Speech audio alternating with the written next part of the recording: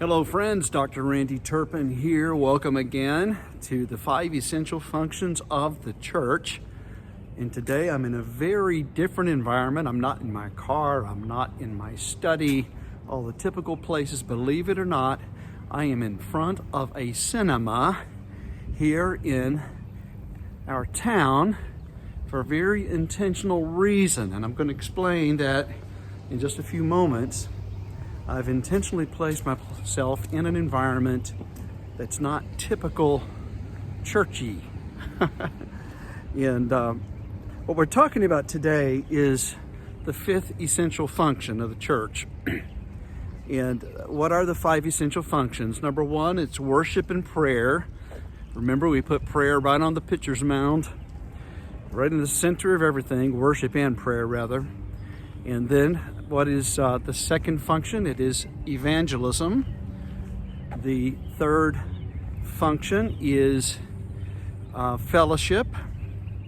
The fourth function is discipleship. We talked about that last time. And then finally, the 5th function is deployment into service. Deployment into service. And that's what we're talking about today. Service, deployment, or deployment into service. Typically, when we talk about this 5th function, we often think about, okay, let's deploy people into service. Let's make them Sunday school teachers. Let's make them ushers. Let's make them missionaries or pastors or preachers or, all these very churchy titles come to mind. Well, you know what? I think there needs to be people of influence in other spheres of society who are representing the kingdom of Christ, don't you? They don't all need to be doing just church work. We're supposed to be salt and light in the world and influence in the world. So as we talk about deployment or deployment into service, I think we need to expand this a bit, where our people need to know in our churches that we don't expect all of them just to give all of their focus just to church work. We need to have the same kingdom mindset regarding other spheres of society, other than just what we're doing in the church walls, in the church building. Okay? It's not all just about doing church work. The work of the church is another matter. The work of the church is to be a kingdom influence in every sphere of society. And so this 5th function, let's not just limit it to thinking about church work. Let's rather think about the work of the church, the influence of the church. And I want to talk about 7 specific spheres of influence that includes the church. One of them does include the church, but you're going to see this is a much broader vision than what we typically think of. I want to talk with you about the arts and entertainment sphere. I'm right now in front of the cinema, which represents to me the art and entertainment world. Can you imagine what would happen if Hollywood and Broadway and Nashville and all these places where the arts are going on, not just in those big cities, but right there where you live, if the people of influence in those realms became Christians and began to represent the kingdom of Christ there.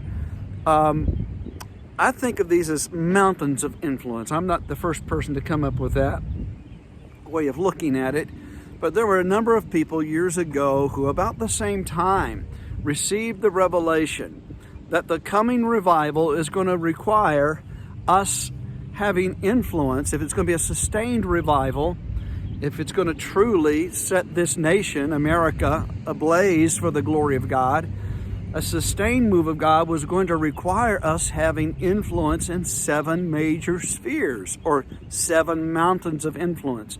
The first of those being the art and entertainment world. I've been a college administrator, a college professor, and I've come to recognize that even in the Christian college environment in which I was teaching, a lot of those young people had the call of God upon their life. When I was growing up, it was automatically assumed that if you sense God's call on your life, that meant you were going to be a preacher or a congregational leader. But it was an eye-opener to some of my students when they recognized that the things that they were passionate about, that maybe not everybody was passionate about church work, but they knew, well, God's call is on my life, so I've got to leave my ambition to be an actor or an artist or a businessman or a scientist or an educator so that I can be a preacher. Well, it was an eye-opener to them to see that God is actually calling people into arts and entertainment. But there's some other realms too. I'm going to summarize quickly. There's 7 of them. The 7 mountains of influence are arts and entertainment. Then there's the business realm, which I include science and technology in the business realm. And then there's the realm of education. Then there's the realm of family and family services. There's the realm of government and politics.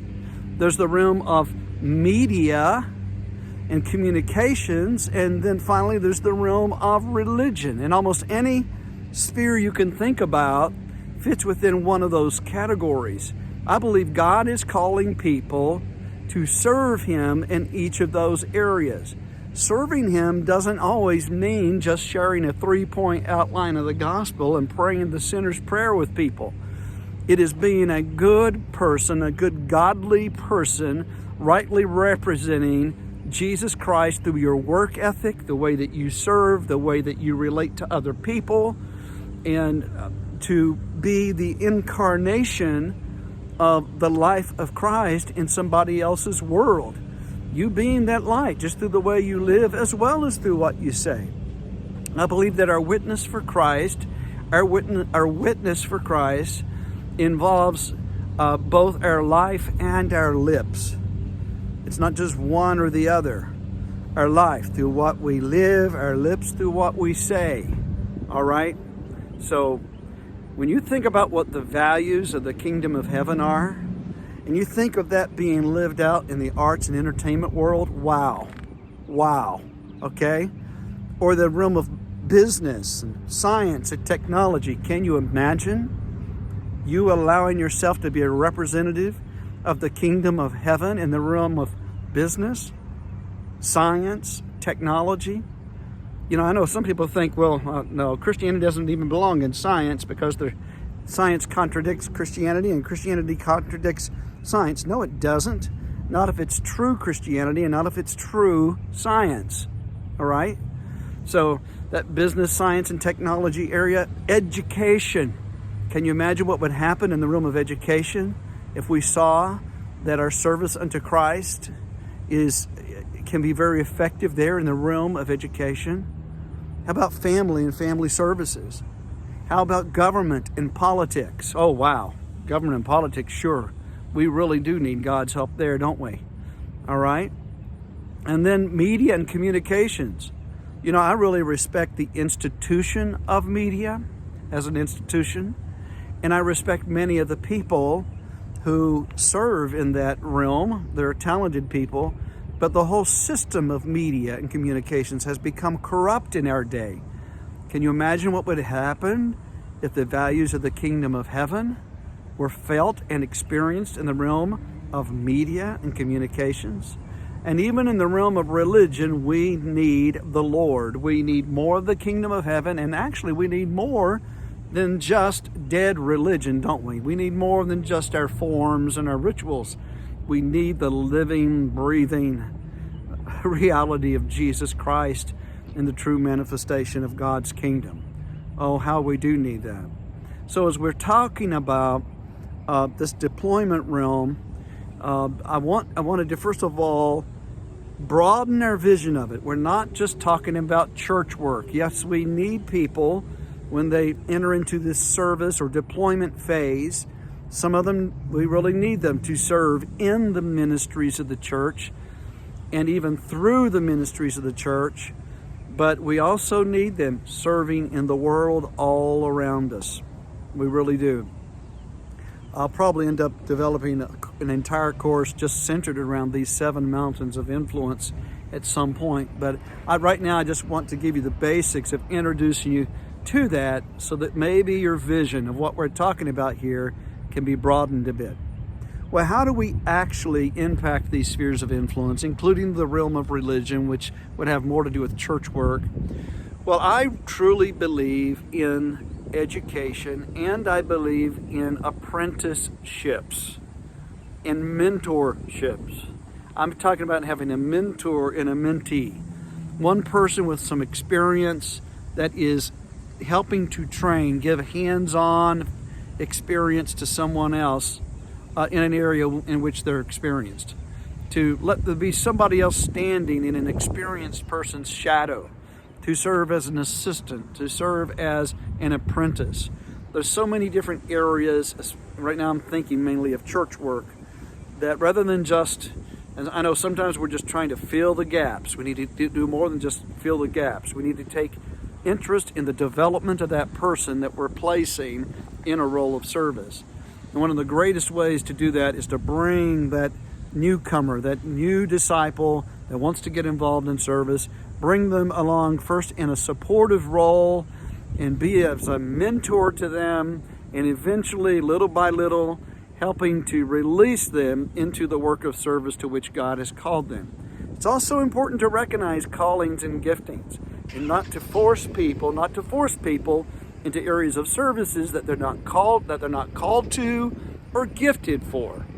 Now, occasionally it's a good idea just to develop the servant heart in a person, probably to involve them in an area they may not necessarily feel called to or gifted for. Sometimes people don't truly discover their gifting and calling until they're placed in those situations that might initially seem hard, okay, and even unnatural to them.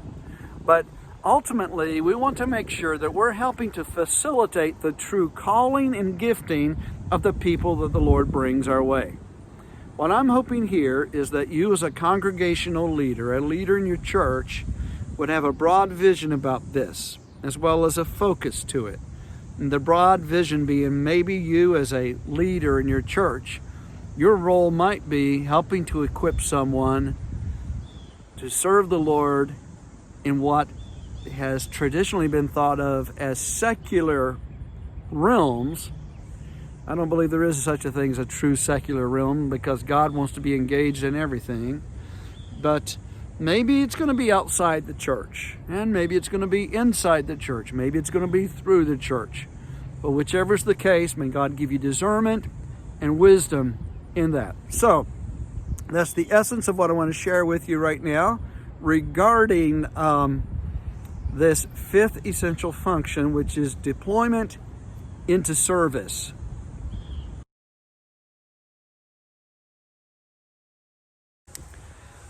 Okay, what are our actions? What actions do we need to take in this deployment into service function? First, I believe we need to establish a broad view of possibilities in which people might serve. We need to establish an understanding of the 7 mountains of influence. Let me just say it succinctly in that way.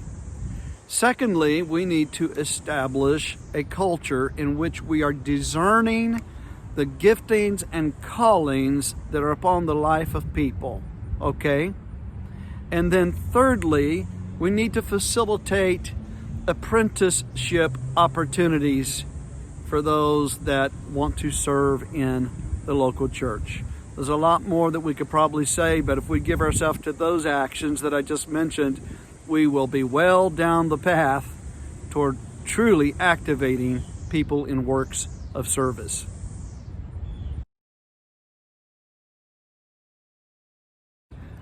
Let's talk a little bit about our readiness for really being effective in this area of deployment into service, okay? Well, first of all, do we understand the importance of this function? After all, it's really what the fivefold ministry is all about, equipping people for works of service, isn't it? So do we understand the importance of the function? Secondly, how are we at stewarding our time for this function? How are we at stewarding our time for deployment? And how are we at stewarding talent or the personnel that we have for this function? And then how are we at stewarding our treasure? How much room is there in the church budget for deploying people into service? So the treasure part's important as well. And are we making room for fivefold ministry in the function of deployment? Now, it is the apostle who primarily takes responsibility here to make sure that the right people are being placed in the right places within the overall function of the church to make sure that the kingdom of heaven is advancing in those areas. It's very much an apostolic role to be involved in deploying people into the functions of the church and through the functions of the church to impact the world around us. Especially that impacting the world around us makes a lot of sense for the apostolic function, doesn't it? I believe it does. And are we, those of us who are functioning within this apostolic realm of deployment into service, are we honoring the other functions? And are we helping people to truly transition?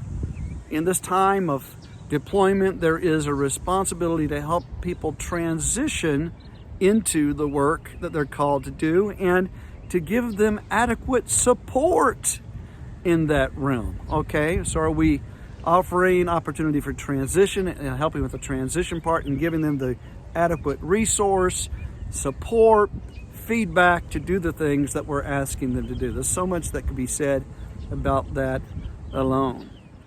And finally, are we ready to create strategies? What strategies can your team put together, your deployment team put together in the next 30 days that enables you and your church body to take the next step in being effective in this deployment function of the church? Okay. Once again, I'm going to explain why I am out here. I'm in front of the cinema. And the reason I'm here is I just want to encourage us all to think outside of the box. We're talking about what the purpose and function of the church truly is all about.